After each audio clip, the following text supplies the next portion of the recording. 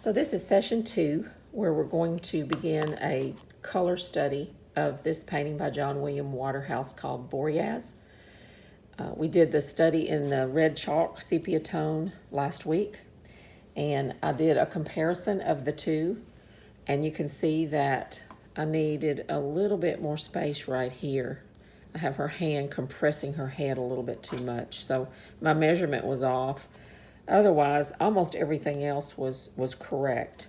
So I'm going to go ahead and use this image to transfer over onto my paper just for the sake of time and because I know I can draw it again. I have coated, I've coated this page and it's stuck. So that's one of the pitfalls here. With Zinsser, with a little bit of acrylic paint, it looks like the BOREAS has some warm tones glowing up through it, the painting does. So I chose this orangish color as my tone. And I'm going to use some tracing paper. And I've already started with a little bit of the drawing on the tracing paper. I'm going to use, I just used a little pastel pencil to just basically put the perimeters of the drawing. I don't want to draw it, because I'm not going to totally reproduce this. I've raised the hand up to give enough room right here. So I made that correction, and I'll continue correcting that.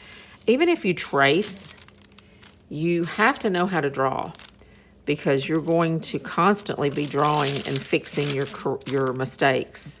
You're going to cover this with paint. So if you don't know how to draw, you're going to struggle with this. That's the only danger to tracing, is that you neglect your drawing skills. But you can see that I've covered over without, tracing every single line. I've covered over the majority. There's a few lines in here. But notice the rhythms, these rhythms here, this rhythm that wraps around the head here, this rhythm that wraps here and continues on. And make sure with your drawing that you have those consistent rhythms in place, because your drawing will just have a disconnected feel if you don't get those right. Next, after I have a pretty close to what I think is an accurate drawing, I am going to, let me go ahead and put this shoulder in here. And that's the bottom where I'll stop. I'm going to I'm going to move this out of the way so I don't get a bunch of charcoal on it. I'm going to use some powdered charcoal. You could also use vine charcoal and just use the side of the stick and color over the back of this tracing paper. You could also use graphite. And I know Bridget has a great way of using graphite in which she wets it, I believe, with a little bit of alcohol.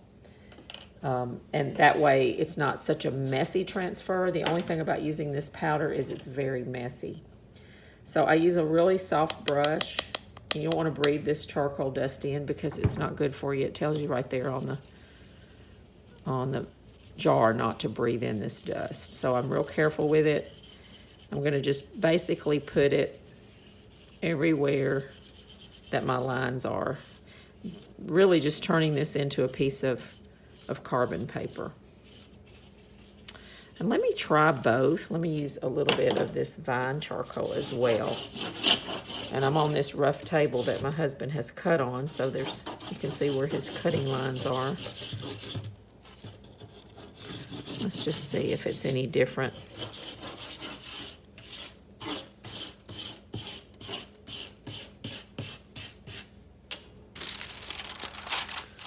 Just check. That's the hardest part of it, is just making sure you cover all the areas where your drawing is, and especially those areas that is got the most detail in it. Right along in here. Whatever excess charcoal I have left over, I'm really cautious of this because when we walk around the studio, a lot of times our feet are black, and I can tell it's from having charcoal in the studio. We don't realize how much of that blows around. I'm just going to pour this back into the charcoal container.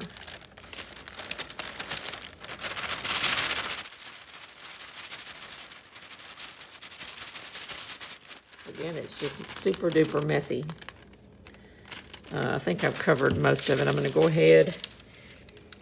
Probably before you start on this, it'd be a good idea to put some marks on your back of your paper as to how far the image goes so that you can see what you're doing.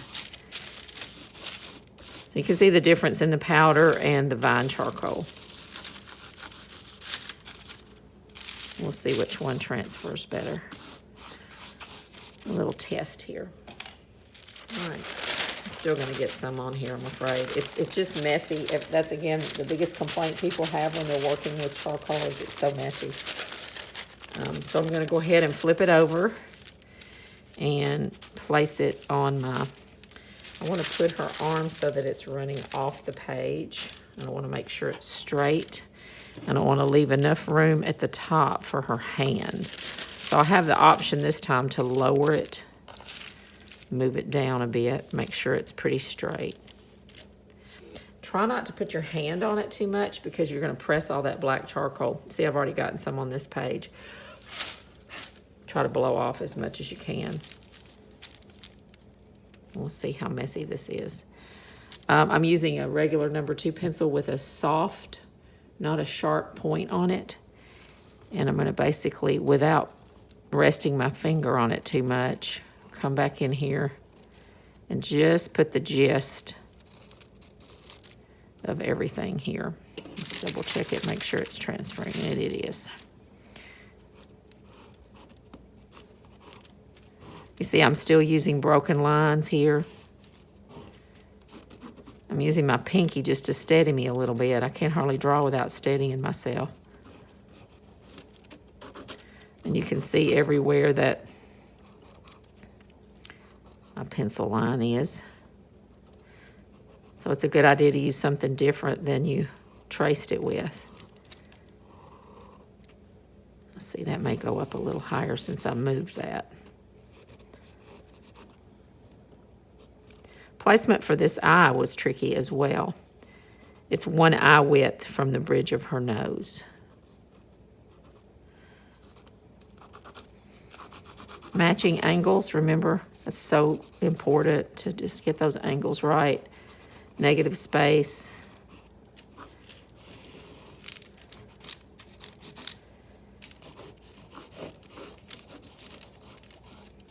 And checking your plumb line to see where the back of this dress comes, because I noticed that was an error a lot of people had. And then just hold it in place while you check. That's pretty close. That's pretty much all the basic lines. And again, you see how messy it is. I'm gonna get rid of this paper. All right, so I have these 2 erasers.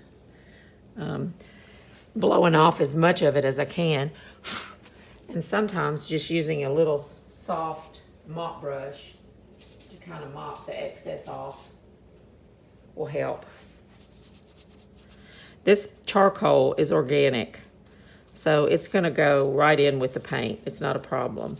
I'm more concerned that I got some on my drawing over here, but look, it wipes off too. It's pretty, it's just light and soft, so it really isn't.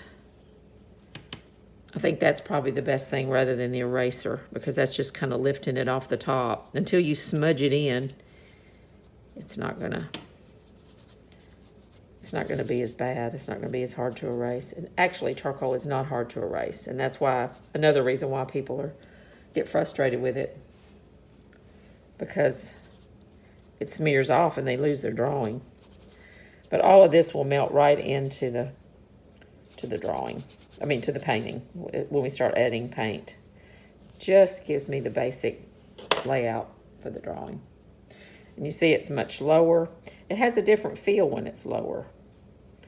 So you might want to think about that. But that gives me room. I can see up here, see how flat that is. It gives me room to bring this out a little higher. And that feels better. That gives more of a rhythm to it like that. This one should go this way. Again, that's why I love the charcoal so much. I can easily make corrections. So I'll give you a few minutes to get your drawings transferred over, And a lot of people do this because it's easier to draw with some charcoal on another page and get all the problems worked out before you get over to the canvas, and you get frustrated with paint, and your paint dries and it smears, and so then transferring it over this way is it's just one way to do it. People do it all kinds of different ways. That's just one way. So I got my shadow box out that I like to use, and of course I didn't clean my palette off last time, as I often do, and you can look on here and see which colors have stayed wet. This has been from I'm pretty sure the last painting that we did of the trees, and then this looks like flesh tone. So anyway, it's been at least a month. So this is still wet. It's all still wet. Down here, this is dry. The more white that's in it, the more it dries. This is titanium white, so you can see that's hard. Maybe a little bit on the inside if you poke it. So I wanted to go ahead and just show you basically how I clean my palette. If things are really wet, which they're apt to stay, these dark colors, see they're closer to the oil of cloves up here. This has a lot of white in it, but it's still pretty wet. So the oil of cloves is pretty amazing how it keeps the paint wet. And you can see that it started to diminish. So I try to refill it when I start a new painting. But I'm just going to go ahead and clean it all off. I don't think I need to save. I might move this green up into the corner. And this is the clove oil. I just use any brand. You can get it where essential oils are sold. This was $5 for the bottle. It works great. You have to tap, tap, tap it to get it to fill up. Yes, I've been working on portraits that are glazed. And so I just use palette paper for those because I'm only putting a tiny bit of paint out to glaze with. In fact, that's why some of the old masters use glazing so much, because it conserved paint. You only had to use a small amount with medium. Whoops. Be careful with the razor blade.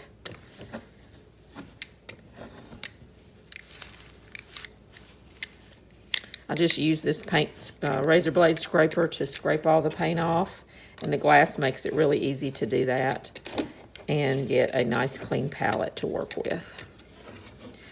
The worst thing to do is to try to use old paint and you continue stabbing into the piles. You end up with little pieces of dried paint in your painting, and that is not good. This is hard enough to do.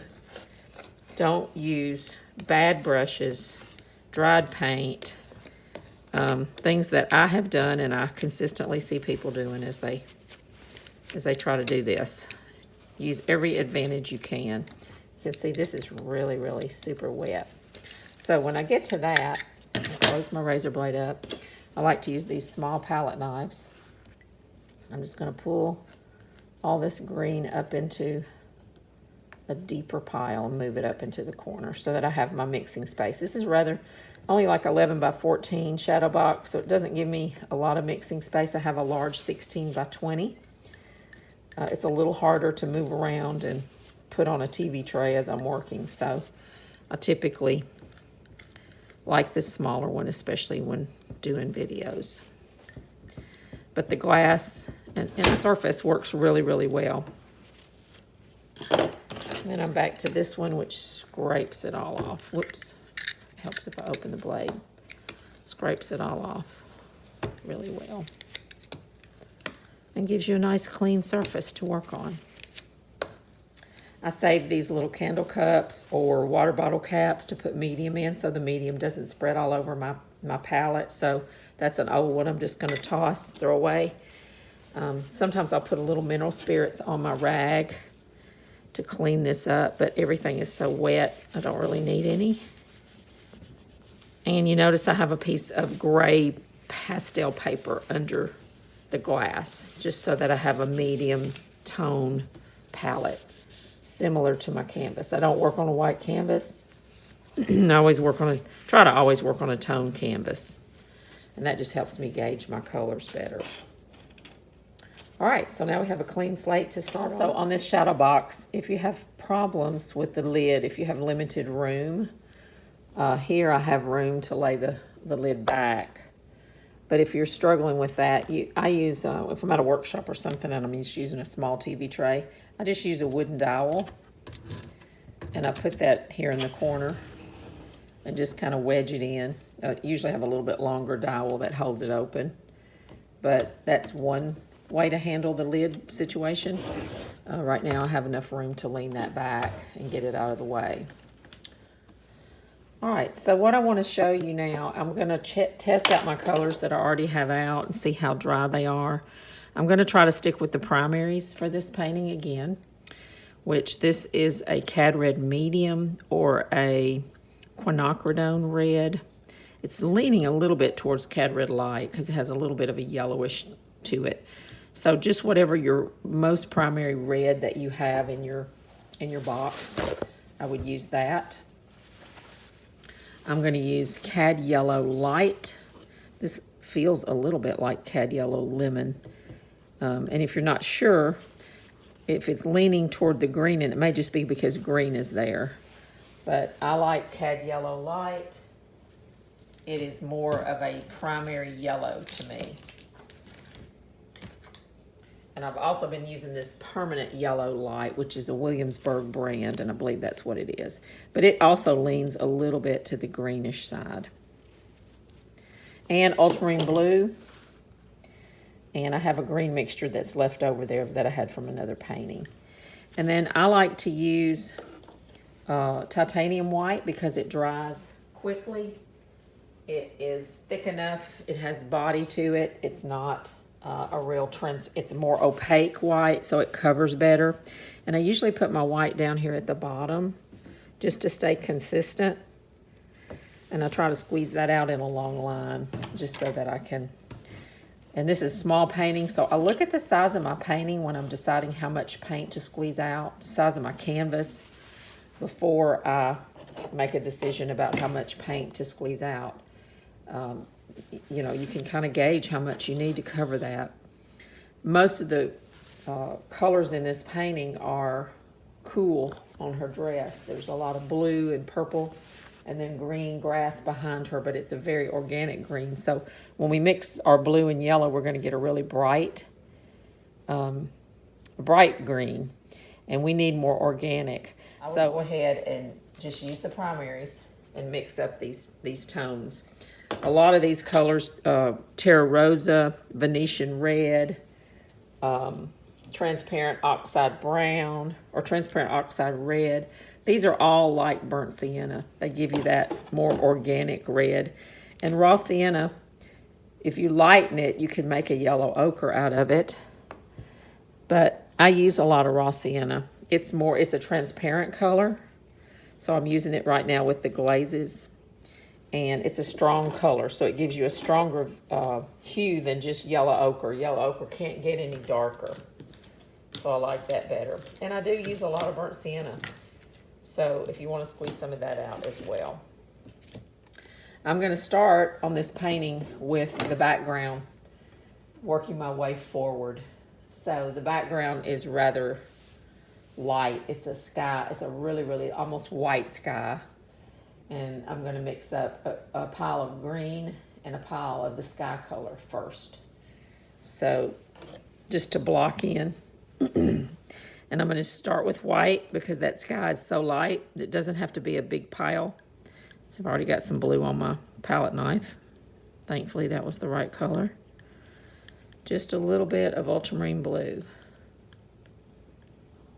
And I'm going to hold it up to the painting, up to my reference image on the monitor, and see if that is about the right color. And I like to give myself at least two values. A lot of times sky color has a little bit of red in it, a little bit of alizarin.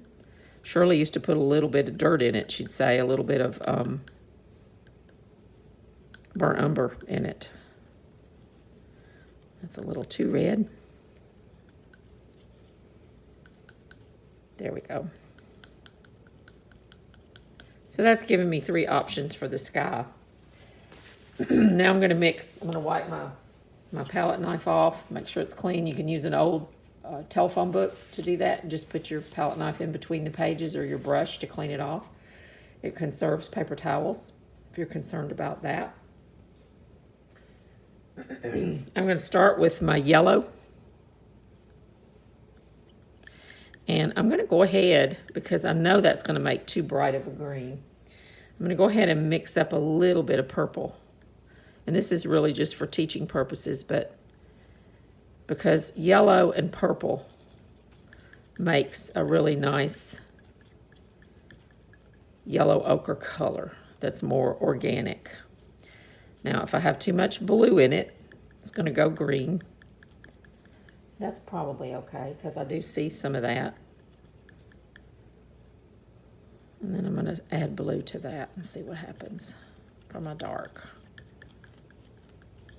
And you notice I'm starting with a little small amount of paint to see. And I'm going to hold my palette knife up to the reference image to see if it matches. So it's kind of hard to tell, but you can see this is a more organic green that I'm mixing. It's not a bright green. And if I have a nice dark pile of this green, I can just add more of that yellow ochre color to it to lighten it where I need to lighten it. But it's going to work fine for up here in these darker areas. To the blues, I think you can see, even though that's not really wanting to focus good, you can see that that is a medium blue. So it's easy for me to lighten that blue. But I'm going to be able to use that here in her scarf. I'm going to be able to use that in her dress, in her scarf, and in the sky. Basically, the simple version is blue and yellow with some red in it. And you notice this is not a real dark green. So to darken it, this red is a lot darker, and it tends to go bluer. So let's see what happens. We're going to get a purplish color. More blue.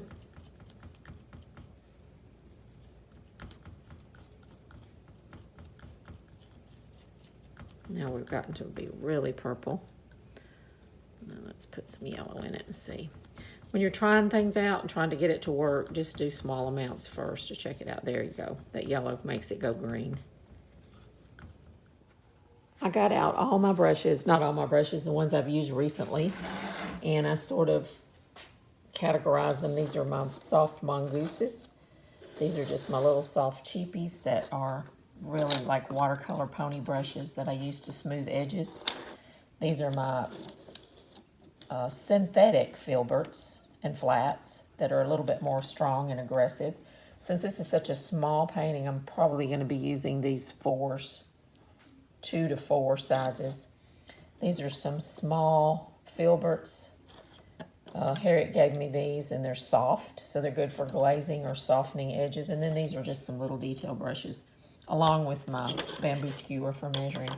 So these are the brushes that I'll be using. I'll only pick out probably 3 or 4, but I wanted to show you all. I just grab them all out, and then I grab the ones that I'm going to be using and put those over to the side.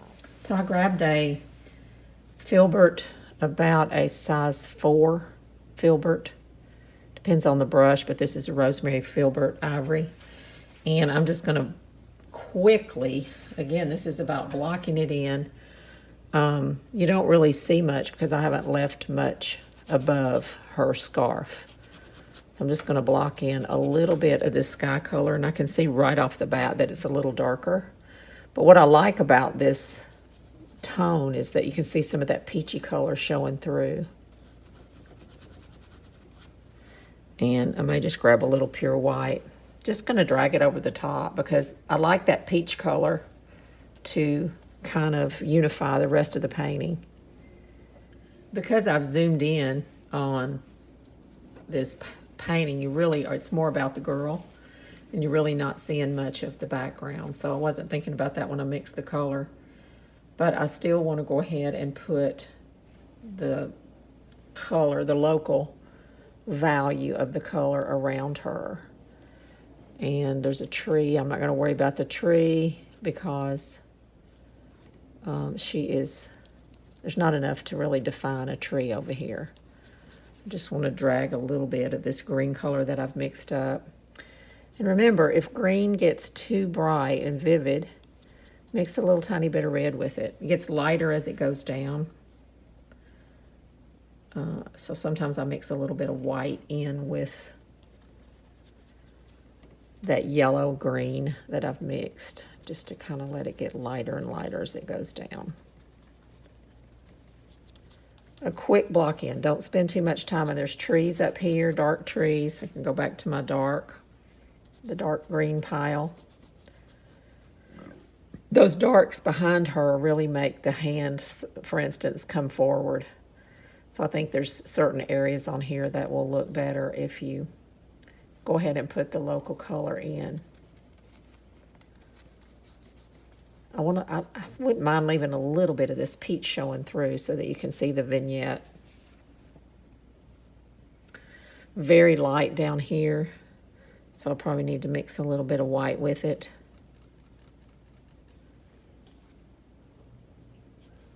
Just let that go all the way up.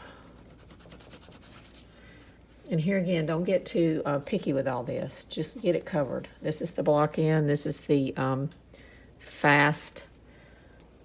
Don't overthink it too much. Don't worry about the details. Just get a value in here to contrast what you're doing. It's much lighter on this front section. Much lighter here, so I will use a little bit of the green with yellow in it and a tiny bit of white, especially right in here. Not worried about any of that texture. I'd really rather have some smooth area here instead of a lot of grass and texture. Just a hint of the color. If your paint feels too stiff, you can dip your brush back in your mineral spirits or whatever solvent you're using to put a little bit of green up here just to give you that feeling of trees, just to get it to move. Mine feels a lot like toothpaste because the titanium is so stiff. So the more white I mix with it, the stiffer it gets. Now there's a little bit of medium in there. That's all. So really, it's just in a matter of 2 or 3 minutes to get this background covered. There's a real strong straight curve right here with her back. So I was already putting those wrinkles in, and you really don't see that. Do I see green anywhere else on here? No. So again, I want this to just be kind of a blur. I don't really want there to be any real detail here. And I like to soften my edges where it's going to go into the subject. All right, not gratifying, but that's the first step. 3 minutes. So in mixing up the color for her dress, I started a purple pile with the quinacridone red and ultramarine blue. So it gives you a really bright blue. So how do you gray down a color that's too bright? Well, you can add brown, or you can also add the opposite. So the opposite of this red violet or blue violet, just the opposite of violet is yellow. The opposite of red violet is yellow green. So I just came over here and got a little bit of my yellow green and mixed it in with this purple. And you see how that sort of grays it down. When I hold my brush up, I see that all in the scarf that's wrapping around her. Now her dress underneath is very bluish. So when you pull the blue out with white, even just pure ultramarine blue, you're going to get this color. It goes to purple, and it's pretty vivid down there. It's not as grayed down. You could add a tiny bit of yellow in here. I think I'm just going to go with ultramarine blue up here, pure ultramarine blue for her dress, for the darkest dark, and maybe a little of the quinacridone in it. Pure blue.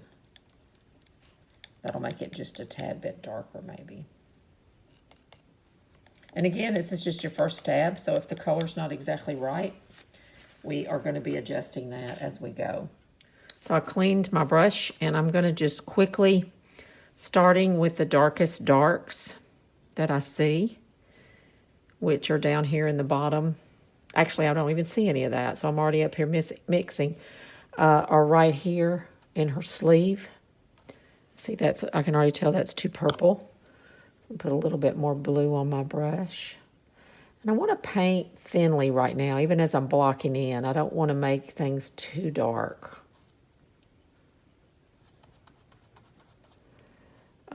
Maybe along the back here. I could use a little bit, I have some raw umber out, so I could put a little bit of brown in there to get my blue darker. So, and to dull it down some. Yeah, that looks pretty good. And raw, raw umber is a lot like just putting some dirt in. It's natural, organic. You can, everything has dirt in it, pretty much. So I can go ahead and put some of these darks in. Again, I'm not thinking about detail too much. A little bit as I put these folds in, just what's my darkest dark. And then not worrying about that too much. There's also some darks over here in the scarf. It's a different dark, not quite as dark as over here. So I'm gauging this. I probably should have a grayscale up as well. So let me get that pulled up so we can be looking at the grayscale version as well. Maybe a little too dark. It's warmer. I see more reds in that scarf. So I'll grab a tiny bit of red out. And I even see some greens in there as well. So don't worry about your brush strokes or anything at this point. Just get a block in on here.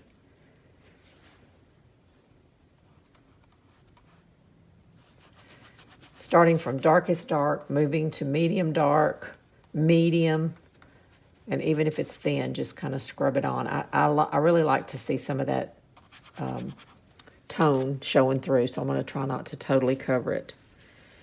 Let me go ahead and put a little bit of this lighter color on.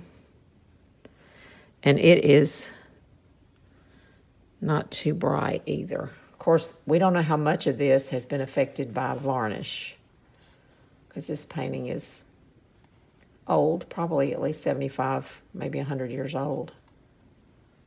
So the images of it could be yellowed or distorted.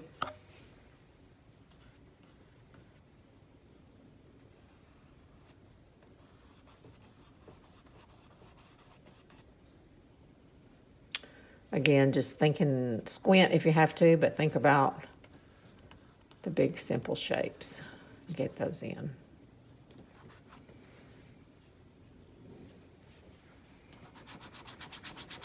Use a little bit of mineral spirits if you need to. This first stage is fine to use mineral spirits because you're not breaking down any paint on here yet. We really just want to, it's probably too dark, but I can adjust that. Again, just local color. Use as much thinner as you want to, just to get your paint to move around so you're not struggling here with stiff paint. Much lighter on this upper arm because there's more light hitting up here, and a little bit lighter than I have it up here. But really just like kindergarten, this is pretty freeing really to just quickly mask this in and not worry too much. I'm seeing a lot of purplish color underneath on the undertones here, under. And we can zoom in and look at that a little more together. In fact, I think we'll take a break here and look at some of these colors together. When you get a little bit of paint on the canvas like this, you can go ahead and just mix on the canvas. Get a little bit of white on your brush and mix it as you go.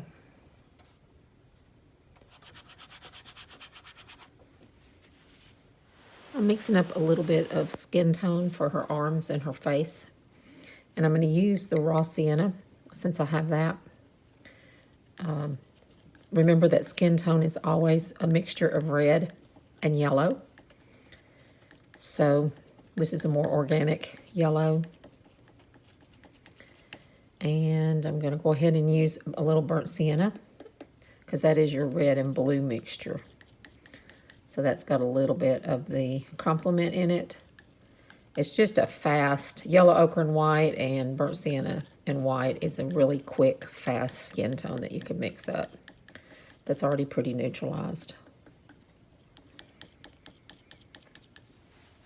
So I'll add, because her cheeks are pink, I'll go ahead and put just a tiny bit of this lighter red over here so I can brush mix some of that in. Low battery. All right, I had to stop, so I've come back to it. Things are probably a little stiff. I didn't get the whole thing covered in one sitting, so I've come back. I'm going to go ahead, I mixed up that skin tone. I'm going to go ahead and put in the darker areas first. I'm going to break this hand into, it's pretty much the same value as the tone, the burnt sienna and white pile. I'm not thinking about fingers, I'm just blocking it in right now.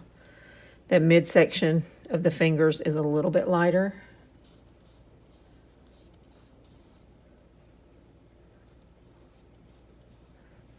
And then it's even lighter as you get to the top of the hand.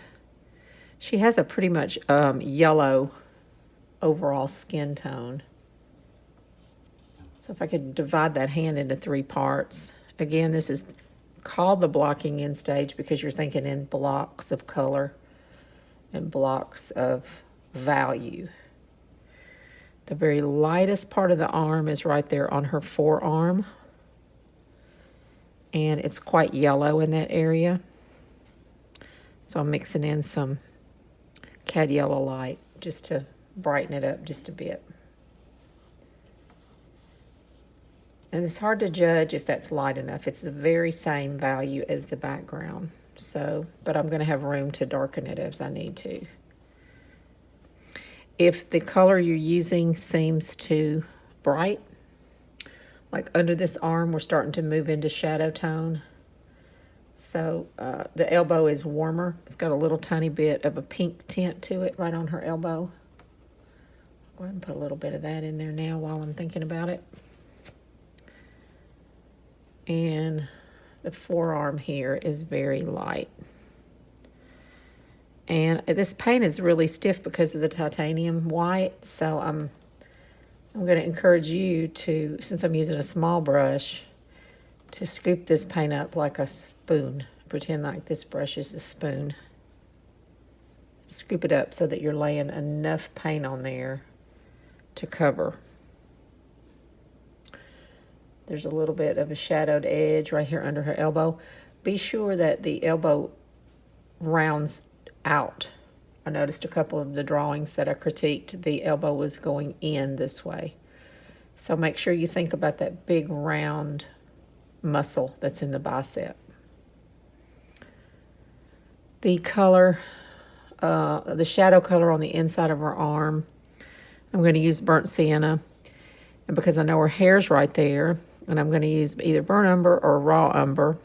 Probably burnt umber because it looks kind of like an orange or reddish brown.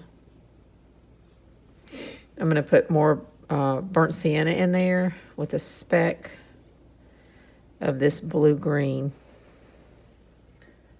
for the shadow. So red and green are complements. Same up here. It's even more greenish up here on this part of her arm. Don't worry too much that the color is exactly right at this point. Make sure your value's right. And make sure you're blocking things in pretty accurately, if possible. There's her hand. Okay. Now, while I have this dark shadow color, medium shadow color on my brush, I see it right here next to her ear. I see some shadow under her chin here. a little bit under her nose, and I'm not going to think about nostrils at this point, just the down plane of her nose. I see a little bit of a shadow color, and again, I'm using some burnt sienna, burnt sienna and raw sienna with a little speck of green in it, our greenish blue, in my greenish blue pile. And I'm going to go ahead and place that up here where her hairline is. That's the darkest thing on her face. A little bit of warmth right here on her glabella.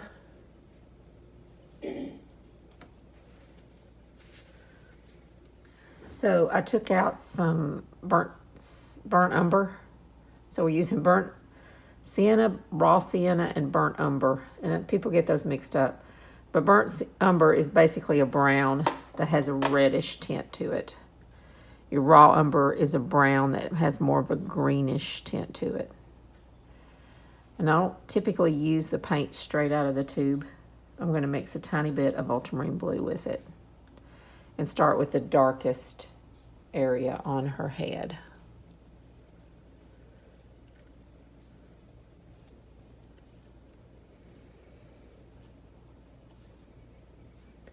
And just look around to see if I see that same value anywhere else.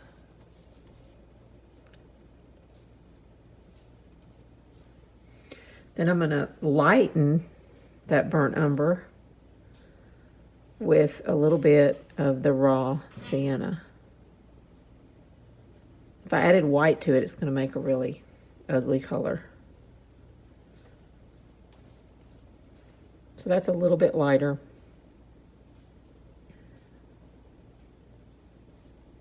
It's in that same color family. You could use burnt sienna or raw sienna. You can try both and see which one looks the best. We can always go back and darken it later.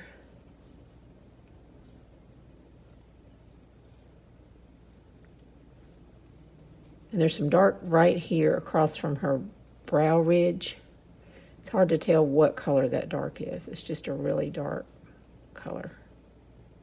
And down the ridge of her nose, it's a combination of the hair color and ultramarine blue. But that helps define her nose. So as you place a plane next to a plane, it gives you one more piece of information to make your decisions on. I'm going to go ahead and put a little bit lighter blue on the underside of this sleeve. There's a lot of designs in this, and they're not going to show up as well if you get too light right here. So if you can break that sleeve into two values, that'll be helpful. While I have that dark blue on my brush, I'm going to move down here and add it. Let's see, plumb line is straight down from the elbow where this blue starts. So probably that's not going to show up on my painting at all. It's so far down on the figure.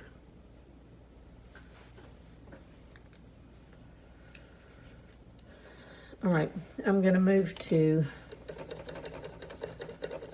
grab another filbert and go ahead and start laying in the skin tone on her face.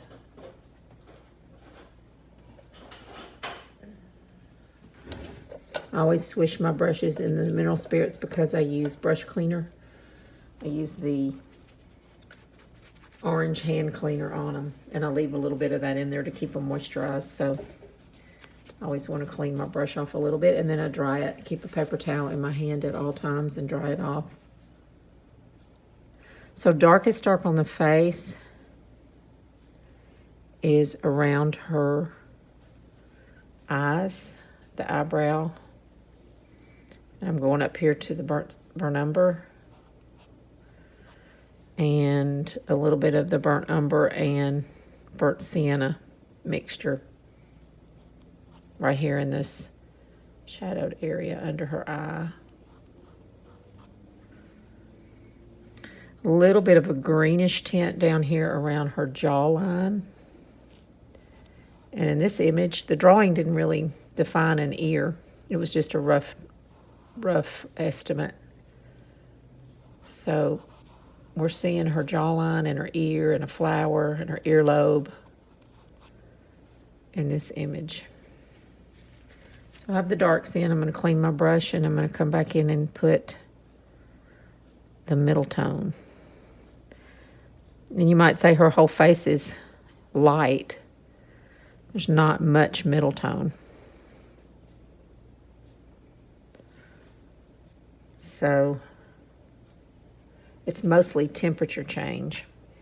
And I could zoom in here.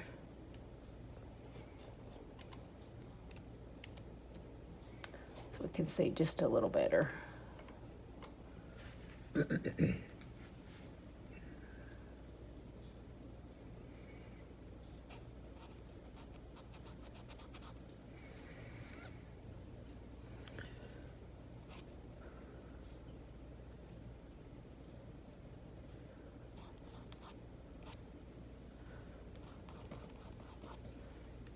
And there's a real pink area on her cheeks.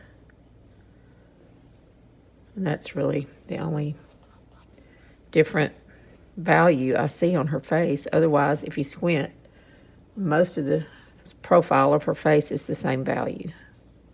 There's some temperature change. It's green and cool around her mouth. This is too dark, but I'll adjust that later. It is more like a burnt sienna color under her eye and above her eye. There's a little bit of that pink color around her nostril. But again, I'm not getting that detailed at this point. And the flesh tone is really yellow. It's more of a yellowish tone all over her whole face. So you might just stick with your raw sienna mixture. Or if you've mixed your own raw sienna, you can use cad yellow light with some purple in it. Be sure not to add too much blue in that mixture. You're going to get a real green color.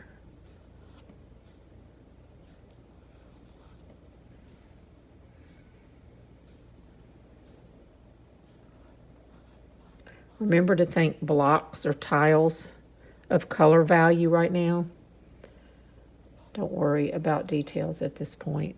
Even if your drawing starts to get a little out of whack, it's all right.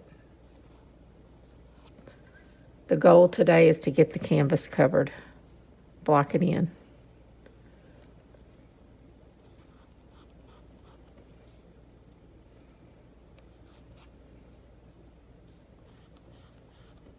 Make sure everything is pretty well covered. Having a tone on there is helpful because if there's areas that we don't get covered, we can go back and fix those. I'm just going to put a dark area for where her eye goes right now. Come back and fix that later. And a reddish dark area for where her mouth goes.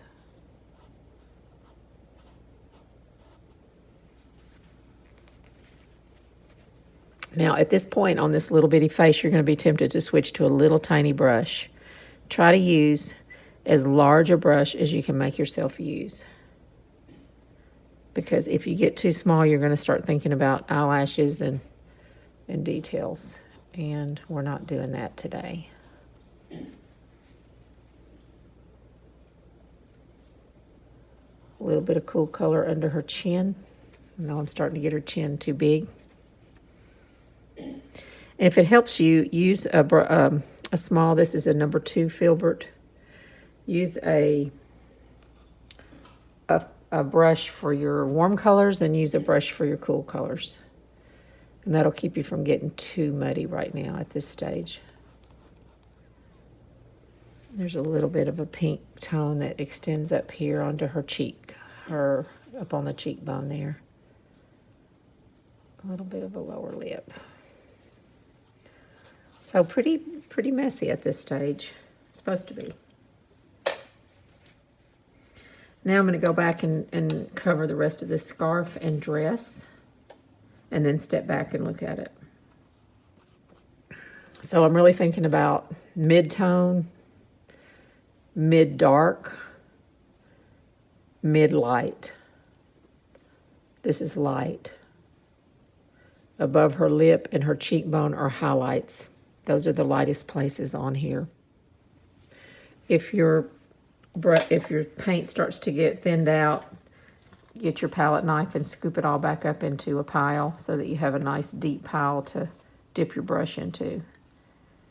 If you make a big, huge, thin pile mixture with your paint, you tend to paint real thinly and scratch around on the canvas.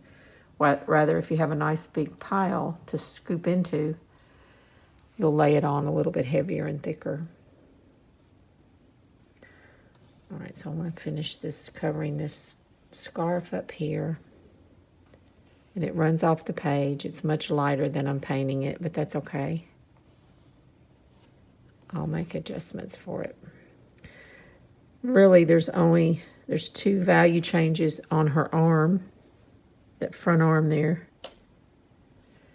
And there's a medium light and a medium value on her hand.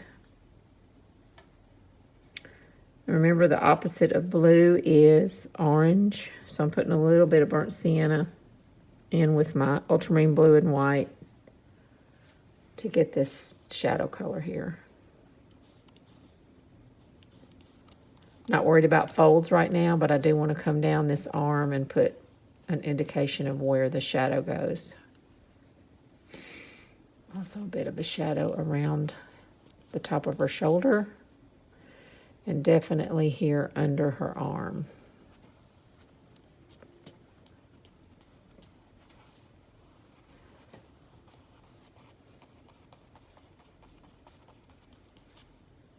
If it makes you feel better, go ahead and put in your brush strokes in the direction that the wrinkles go, and that'll help you define a little bit of this shape.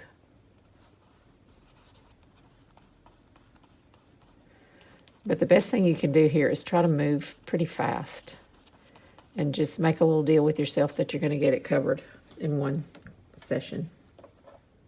So I'm continuing to mass in these areas of dark and just some big bold strokes. Kind of squint, make yourself squint so that you're seeing the shape, the abstract shape, the triangles. It's real easy to go straight into just line and thinking about line right here and start to get into all these folds right now. If you want to go ahead and make some notes for the direction that these folds go in, that's fine. But don't get too tied up in getting all these folds right.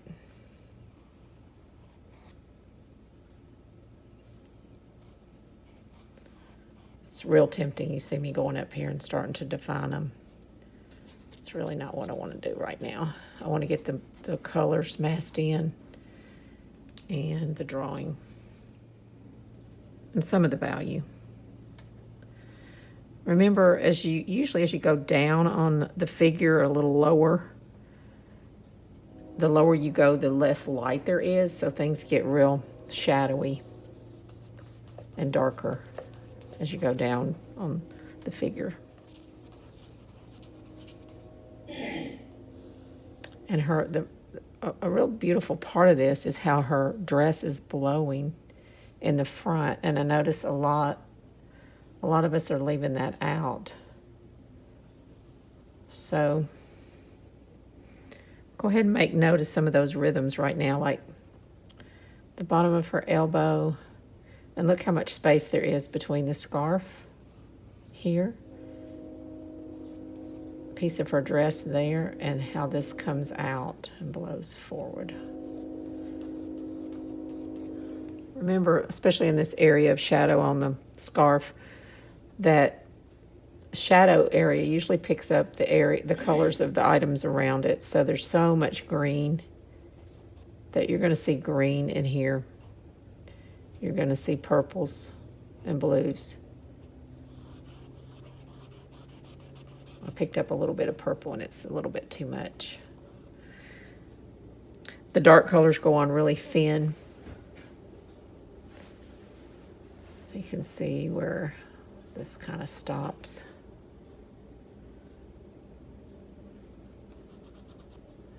And these hog hair filberts really lift the paint off. See how they scratch it off? They don't really lay it on.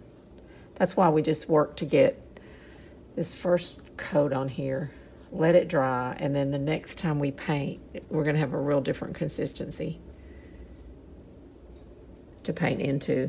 It's going to hold paint better. It's going to move around better for us. I just find that I really spin my wheels a lot if I try to get it all in this first session. If a little bit of it's showing through today, that's fine. It doesn't have to all be covered. Don't forget this little section down here under her elbow. It looks like the back side of the scarf.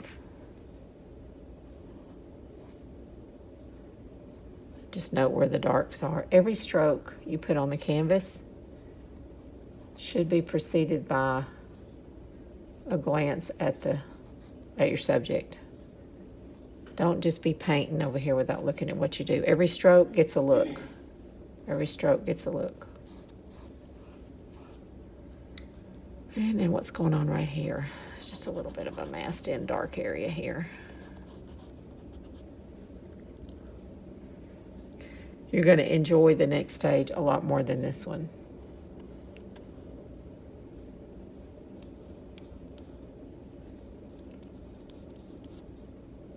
If you squint, the hand and the scarf almost melt together. So that's totally fine if that happens right now. Back to a little bit of flesh color because I think I see some right here in her, under her chin, maybe. It's got some blue mixed in with it. Some shadow color. And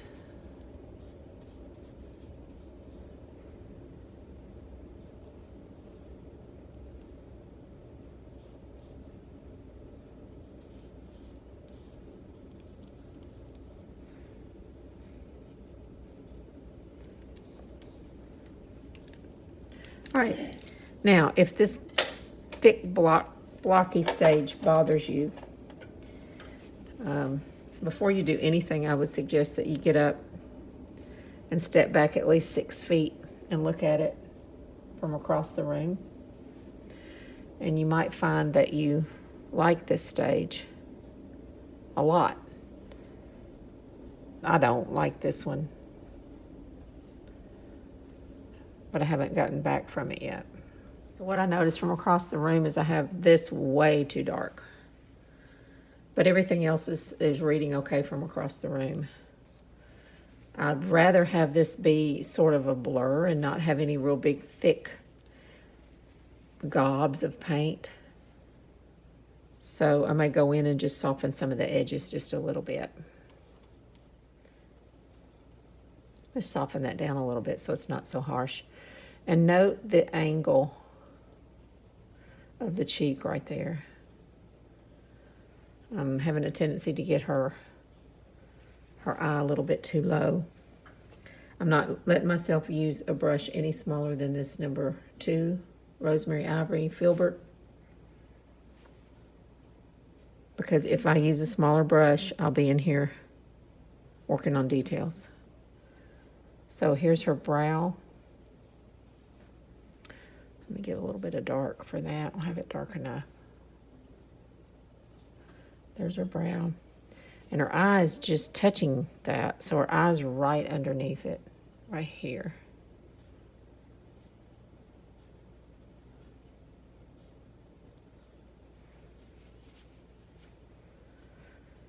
A little piece of light right there. Piece of light right there. Remember, these bristle brushes really scratch, so once you start getting paint on them, you have to almost mix to or switch to a different brush because they'll just scratch the paint right off. You'll struggle with this eye because even just putting a place for the eye, it looks really odd if you don't get it in the right place. So just focus on making that little socket area. I have a light because I'm working at night. I have a light on it so you notice the difference when I turn the light off. I'm going to grab a small mongoose brush or possibly one of these little blenders, watercolor brushes. And I'm going to do a little bit of softening just in a couple of spots that are thick. Because I'd like to work back into this next week without, if I've made one of the areas too thick and it's in the wrong place, it'll be harder to correct.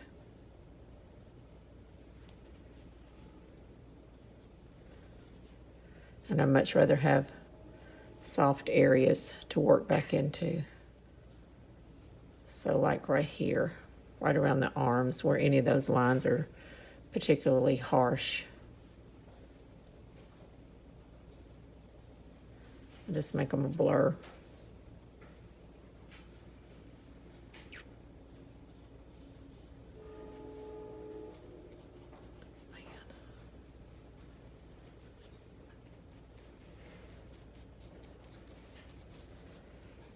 So if this is just a big blur, as I finish this up today, next week when it's all dry and I go back in, I'll have half the battle because it'll be covered and I'll just have to go in and start correcting.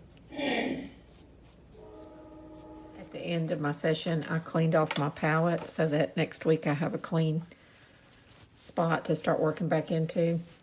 I used the small palette knife and I scraped up my leftover purples and greens.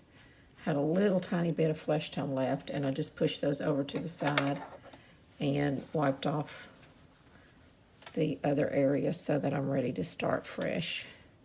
Sometimes that's a deterrent when you know everything out here's a mess and you've let the brushes dry and your palette's all stuck. Also, just a quick little overview on how I clean my brushes. I usually get as much paint out as I can. Then I swish them in mineral spirits, starting with the smallest brush. That's not really my smallest, but that way there's less paint to go in there. And then work my way up to the larger brushes. These little soft brushes are mop brushes. I don't usually put any kind of brush cleaner in. I usually just squeeze them out and get the excess mineral spirits out. Same with the mongooses. I do put some brush cleaner in the mongooses because I want to take care of those. And they do still, Rosemary does still sell a synthetic mongoose that works almost as good for softening edges and laying wet into wet. And then I use a little bit of the orange hand cleaner, and this particular one's called Fast Orange. Basically has lanolin in it. And I usually just push the brush in my palm. And sometimes you'll see a little bit of color come out. And then I'll leave it a little bit of that brush cleaner left in there because it has lanolin in it, so it keeps the brushes moisturized. Keeps your bristles, especially these natural hair ones, from getting all flayed. The paint will go up into the ferrule of the brush, and that's why they get really stiff. You can put them in some Murphy's oil soap and let them soak for a couple of days. Now see, that one's still got a lot of purple in it. And if I let that dry, it'll be stiff the next time I go to use it. And they get almost to where they're unusable. So I just keep pushing that lanolin through it until the color comes out almost clean. And I'll leave a little bit in there, just kind of gob it on, just so that when I go to swish it in the mineral spirits next time, it'll be, the paint won't have dried. Then I use the rest of the fast orange to clean the paint off of my hands, and then just rinse it off.